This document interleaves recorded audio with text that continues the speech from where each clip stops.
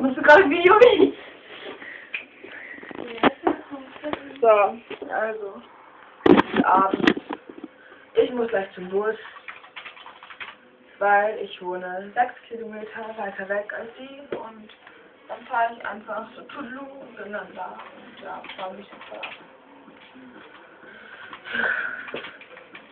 Traurig, ne?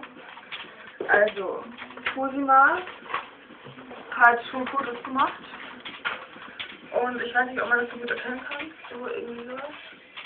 Da, irgendwie so. Nein, nicht die falschen Fotos.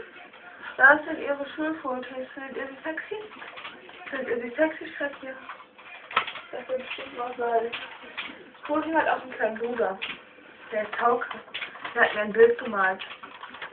Das ist total toll geworden. Und auf der Rückseite müsste eigentlich ein Herz sein, falls ihr das sehen könnt. Ja. Dann Cosimas Kasse. Haben wir mir, glaube ich, auch schon mal gezeigt heute. Ihr Föhn, was gibt's noch? Ihre Bürste. Letzte Mal haben wir auch wieder Kondom. Ein sexy Kajal. Ja, das ist ganz toll. Nicht angespitzt, gar nicht. Dann so welche Nuttendinger. Auch sexy. Puh.